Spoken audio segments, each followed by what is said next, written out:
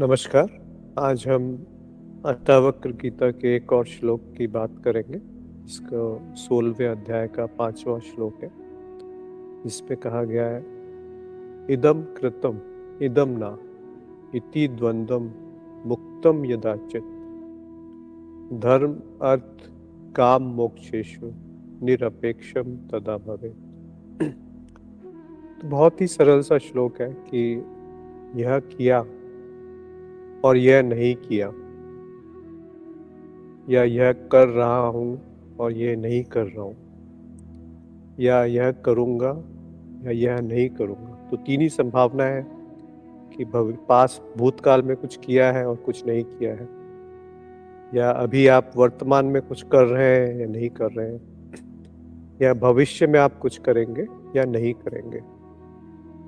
तो इस द्वंद्व से कि ये किया और ये नहीं किया, जब मन या चित्त मुक्त हो जाता है, इसका अर्थ हुआ कि कोई करता नहीं है। जब ये देख सकते हैं, जब ये जान जाते हैं कि ना कोई करता है ना कोई भोगता है, केवल अद्वैत है, केवल एकता है, कोई द्वंद्व नहीं रहता। तब द्वंद्व का अर्थ है कोई खिंचाव नहीं रहता, कोई आपस में उलझन नहीं रहती। सुख दुख, अच्छा बुरा, लाभ हानि, सही गलत, ये सब द्वंद्व है, द्वैत है। तो अगर कर्ता भाव हट जाता है तो ये सब भी अपने आप हट जाते हैं। और इनके हटते ही, या कर्ता मिथ्या है, कर्ता को आप अहम भी समझ सकते हैं कि अहम की मिथ्या जब समझ में आ जाती है तो धर्म अर्थ काम और मोक्ष, इनसे भी कोई अपेक्षा नहीं रह जाती। निरपेक्षम तदा भवेत्। तो अब इनको थोड़ा सा समझते हैं कि ये चार चीज है क्या, और इनसे अपेक्षा नहीं रहने, इसका अर्थ क्या है। तो धर्म होता है सही और गलत, अच्छा बुरा, जो धारण करने योग्य है। धर्म अधर्म, तो धर्म की जैसे ही हम बात करेंगे तो अधर्म भी आ जाएगा, पाप भी आ जाएगा, पुण्य भी आ जाएगा। तो धर्म से कोई अपेक्षा नहीं रहती। अभी आगे चलते हैं, फिर इस पे दोबारा से आएंगे।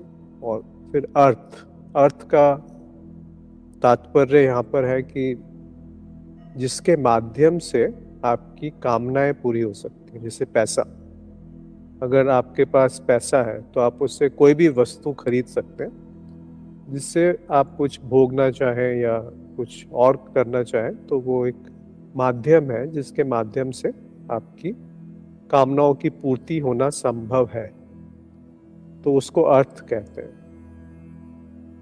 और फिर आता है काम। काम का अर्थ है कि जो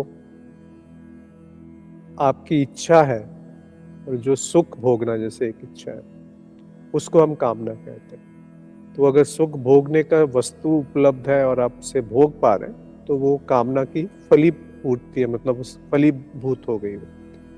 तो सुख की इच्छा जो है वो कामना है, या दुख से दूर भागना, वो भी एक कामना है। तो प्रवृत्ति होती है जो कि आप कुछ पाना चाहते हैं, और निवृत्ति होती है जब आप किसी से दूर भागना चाहते हैं। तो इन दोनों को हम एक शब्द में अगर रखें तो उसको कामना कहते हैं। और आखिरी है मोक्ष।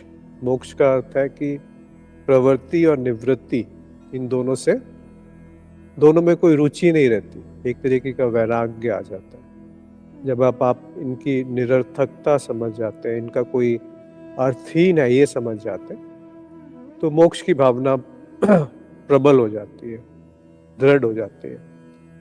तो अब आप देखिए कि धर्म और मोक्ष, अगर इन दोनों किनारों के बीच में काम और अर्थ चलेंगे तो जीवन अच्छा चलता है।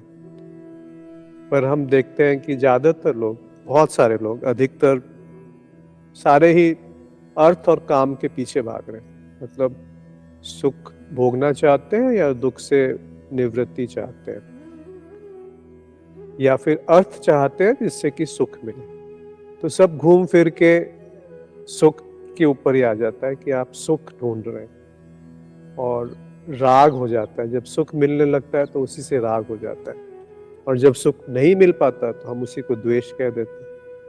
तो ये सारे द्वंद्व जो है ये उत्पन्न हो जाते हैं। और जब आपको ये बिल्कुल स्पष्ट और दृढ़ रूप से पता चल जाता है कि कोई कर्ता नहीं है, कोई भोक्ता नहीं है, ना केवल मैं कर्ता नहीं हूँ, यहाँ कर्ता है ही नहीं, ना कुछ मैंने कुछ किया या नहीं किया, पर यहाँ कुछ हो ही नहीं रहा है। जब ये आपको पहले सैद्धांतिक रूप से और बाद में अपने अनुभव और तर्क पे एक बार दृढ़ निष्ठा हो गई, एक तरीके से संकल्प दृढ़ पता है कि ऐसा ही है, फिर आपको कोई भी लाके कुछ भी बता दे तो आप विचलित नहीं होंगे कि अरे मैं तो कुछ और सोचता था, अभी तो कुछ और निकल गया। तो जो वो निष्ठावान स्थित प्रज्ञ होता है, तो इस ज्ञान में जब दृढ़ निष्ठा हो जाती है तो धर्म, अर्थ, काम और मोक्ष ये भी केवल अर्थहीन हो जाते हैं, इनका कोई मतलब नहीं रहता। हम फिर कहते हैं कि निरपेक्षम तदा भवेत्, फिर वो इनसे भी कुछ अपेक्षा नहीं रखता, इनसे भी कुछ चाहत नहीं रखता, चाहे वो धर्म हो या अर्थ हो या काम हो या मोक्ष हो, ये मुझे कुछ दे पाएंगे, क्योंकि मैं पहले से ही पूर्ण हूँ। जो पूर्ण है उससे अगर पूर्ण निकाल भी दे तब भी वो पूर्ण ही रहेगा। तो वैसा मैं पूर्ण हूँ, वैसा मैं अद्वैत हूँ, वैसा मैं मेरा स्वरूप है। और जो मेरा स्वरूप है उसमें दो ही चीज़ें आती हैं, होनापन और मैं जानता हूँ कि मैं हूँ। और केवल यही दो विचार हैं, जानना और होना, सत्ता और चैतन्य। और ये दोनों दो नहीं है, एक ही है। जब ये दृढ़ निष्ठा, दृढ़ संकल्प एक तरीके से स्थित हो जाता है चित्त में, मन में, कि कोई कर्ता नहीं है, कोई भोक्ता नहीं है, कुछ अच्छा नहीं है, कुछ बुरा नहीं, ये सब मन की कल्पनाएं हैं, ये सब विभाजन काल्पनिक है, कोई सीमा रेखा नहीं, और दृष्टा ही दृश्य है, दृश्य ही दृष्टा है।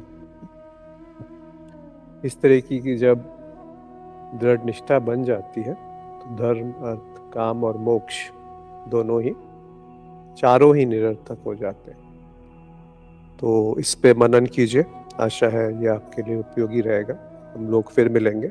धन्यवाद।